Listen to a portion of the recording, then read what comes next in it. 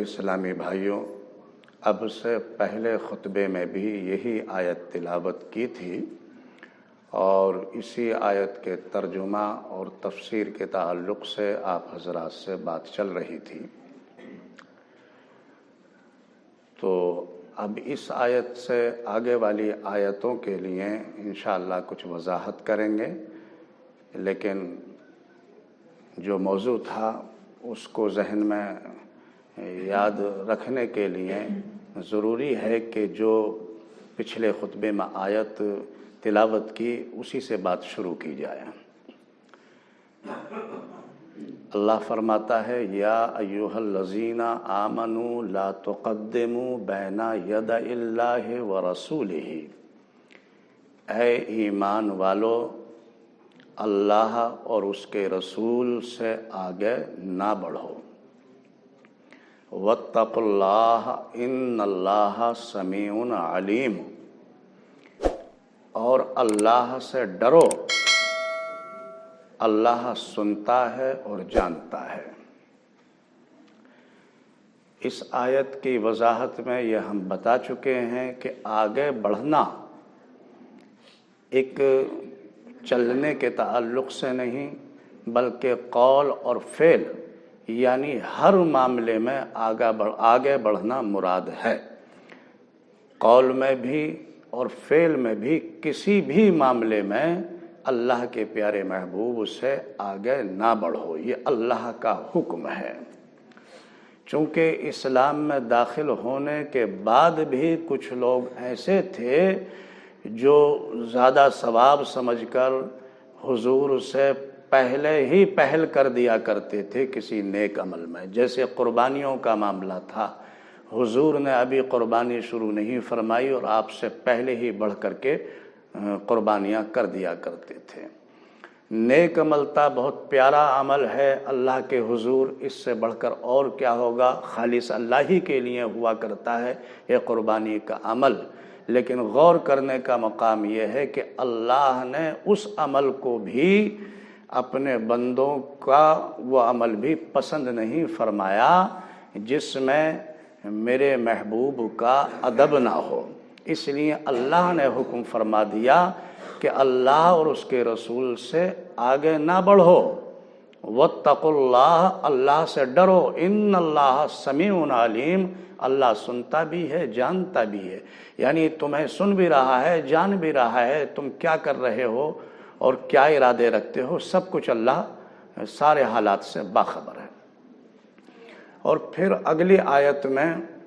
کہا گیا یا ایھا الذین آمنوا لا ترفعوا اصواتکم فوق صوت النبی،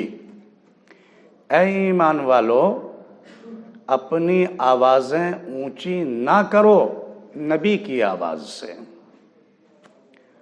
ولا تجہروا لہ بالقول کجہر بعضکم لبعض ان تحبط اعمالکم وانتم لا تشعرون۔ حضور کے سامنے اس طرح بات کرنا، تم چلا چلا کر جو آپس میں جس طرح سے بات کرتے ہو، اس طرح حضور کے سامنے بات کرنا یہ بے ادبی ہے اور حضور کے ادب کے خلاف ہے۔ اس لیے اس طرح سے بات مت کرو جیسے تم آپس میں اونچی اونچی آوازوں سے بات کرتے ہو، اور کوئی ادب نہیں ہوتا اس بات کرنے میں۔ اس طرح سے حضور کے سامنے حضور کو مت پکارو، کہیں ایسا نہ ہو کہ تمہارے اعمال اکارت ہو جائیں اور تمہیں خبر بھی نہ ہو۔ اس آیت میں بھی اللہ تعالیٰ نے یہ اپنا حکم نازل فرما دیا اور تاکید کر دی گئی کہ میرے محبوب کا ادب ہی سب سے بڑی دولت ہے اور مجھے پسند ہے۔ اگر میرے محبوب کا ادب نہیں ہے تو تمہاری وہ عبادتیں بھی مجھے قبول نہیں ہیں۔ تم یہی سمجھتے رہو گے کہ ہم نماز پڑھ رہے ہیں، روزے رکھ رہے ہیں، اللہ کے لیے بڑی محنتیں کر رہے ہیں، لیکن وہ تمہارا عمل، وہ تمہاری عبادتیں سب کی سب اکارت ہو جائیں گی اگر میرے محبوب کا ادب نہ ہوگا تو۔ اس لیے میرے محبوب کا ادب کرو اور میرے محبوب کے سامنے جب بات کرو تو ادب کے انداز میں بات کرو، احترام کے ساتھ بات کرو اور اونچی آواز نہ ہو،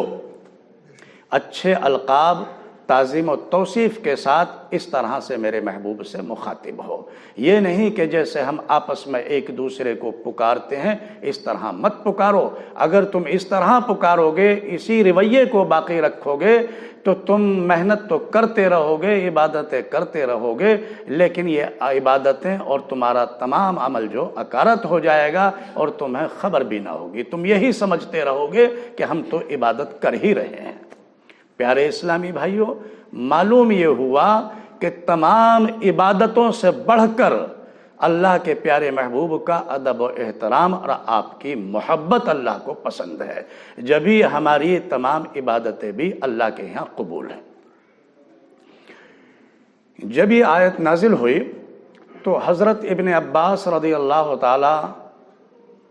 عنہ روایت کرتے ہیں کہ ثابت بن قیس بن شماس، جو ان کو ثقل سماعت تھا، اونچا سنتے تھے بہت زیادہ، تو ایسا آدمی جو اونچا سنتا ہے وہ بولتا بھی اونچا ہی ہے، تو وہ کہتے ہیں کہ یہ ان کے حق میں یہ آیت نازل ہوئی۔ غور کرنے کی بات یہ ہے کہ جس آدمی کی ایک مجبوری تھی، یعنی اونچا سنتے تھے، اور ایسا آدمی اونچا ہی بولتا ہے چونکہ ان کی فطرت ہوتی ہے، ان کی مجبوری ہوتی ہے، انہیں لگتا ہے کہ جیسے میں کم سنتا ہوں اسی طرح سے دوسرے بھی کم ہی سنتے ہوں گے، تو اس لیے وہ ایسے لوگ اونچا بولا کرتے ہیں۔ لیکن آپ دیکھیں، اپنے محبوب کے ادب کی خاطر ایسے لوگوں کو بھی بخشا نہیں گیا، بلکہ اللہ نے حکم نازل فرما دیا۔ مطلب یہ ہے کہ میرے سامنے تمہاری یہ مجبوری نہیں چلے گی کہ تم اونچا سنتے ہو، میں تو بس اس کو پسند کرتا ہوں کہ میرے نبی کی بارگاہ میں جب بولو تو پست آواز سے بولو، ہلکا بولو، ادب کے ساتھ بولو۔ جب یہ آیت نازل ہوئی تو ثابت بن قیس بن شماس پر اتنا بڑا اثر ہوا اور آپ نے اتنا خوف محسوس کیا اللہ کا، اتنا ڈرے اور اتنا شرمندہ ہوئے کہ وہ سب کچھ بھول گئے اور گھر میں ہی بیٹھ گئے۔ ادھر حضور اکرم صلی اللہ تعالی علیہ وسلم نے ان کا حال دریافت کیا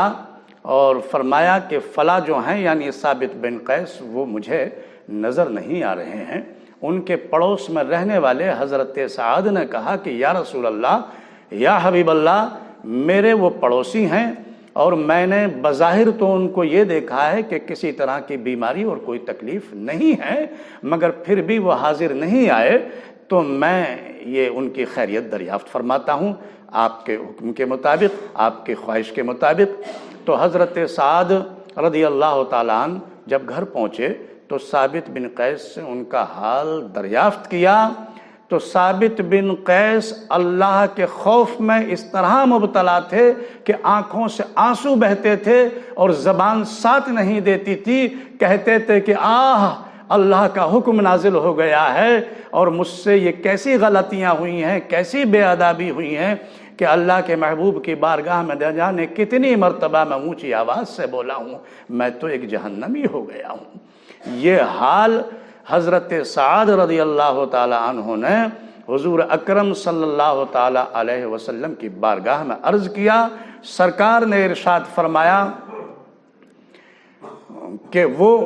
جہنمی نہیں ہیں، بلکہ اللہ نے ان کو قبول کر لیا ہے، ان کی شرمندگی کے لحاظ سے، ان کی خوف کے لحاظ سے۔ اور دیگر صحابہ جیسے حضرت ابو بکر صدیق رضی اللہ تعالی عنہ اور حضرت عمر فاروق اعظم رضی اللہ تعالیٰ عنہ اور بھی دیگر بہت سارے صحابہ کا یہ حال تھا کہ اتنا خوف محسوس کرتے تھے اس آیت کے نازل ہو جانے کے بعد کہ اپنی آوازوں میں بہت زیادہ نرمی پیدا کر لی تھی اور بڑی احتیاط رکھا کرتے تھے۔ نبی کے سامنے آپ کا ادب ملحوظ رکھتے تھے اور جب بولتے تھے تو بہت نرم اور ادب کے دائرے میں بولتے تھے۔ پھر پروردگار عالم نے انہی تمام لوگوں کے لیے پھر آگے کی آیت نازل فرمائی، ان الذین یغضون اصواتہم عند رسول اللہ، بے شک یہ وہ لوگ ہیں جو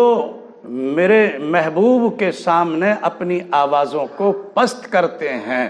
اور میرے حکم پر عمل کر رہے ہیں۔ عند رسول اللہ اولئک الذین امتحن اللہ قلوبہم للتقوی لہم مغفرۃ اجر عظیم، اور ان کی شرمندگی کو، ان کی اس احتیاط کو، ان کے دلوں کو، حال کو اللہ خوب جانتا ہے، اور اللہ تعالیٰ نے ان کے دلوں کو پرکھ لیا ہے کہ ان کے دلوں میں تقوی ہے اور میرے محبوب کی محبت ہے۔ اس لیے اللہ نے ان کو انعام کی بات فرمائی کہ ان کے لیے بڑا اجر اور ثواب کی بات ہے، یہ ان کا ادب و احترام۔ پیارے اسلامی بھائیوں، اس سے آگے کی آیت ان الذین ینادونک من وراء الحجرات واکثرهم لا یعقلون،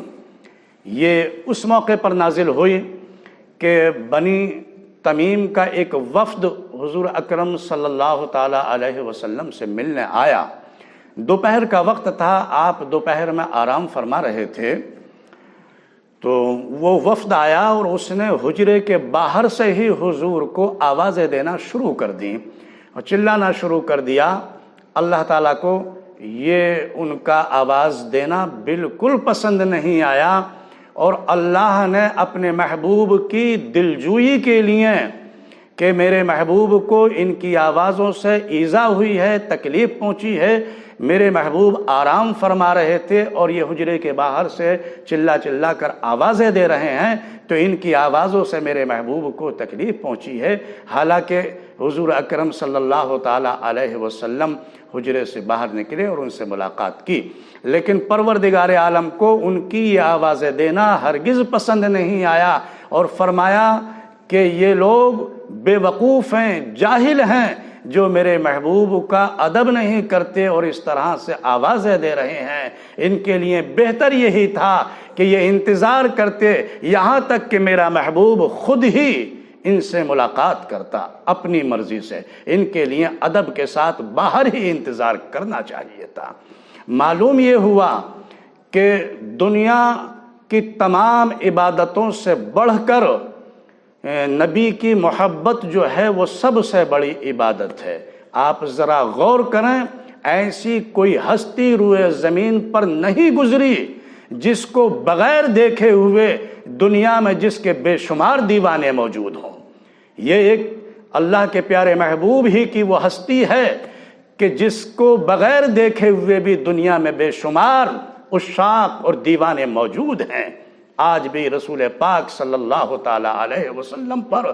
قربان ہیں اور فدا ہیں۔ یہ وہ ہستی عظیم ہے، اور کیوں نہ ہو کہ اللہ کے پیارے محبوب ہیں۔ اللہ نے سب کچھ انہی کے لیے سجایا ہے، انہی کے لیے بنایا ہے۔ اگر اپنے محبوب کو پیدا کرنا منظور نہ ہوتا تو پروردگار عالم اپنی خدائی کو بھی ظاہر نہ فرماتا۔ اللہ